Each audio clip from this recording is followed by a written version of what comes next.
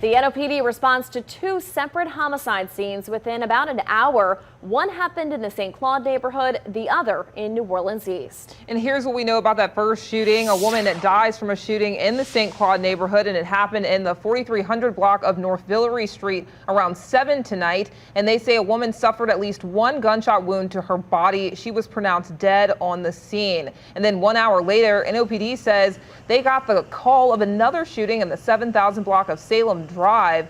They say one man sustained one gunshot to the body, and he also died on the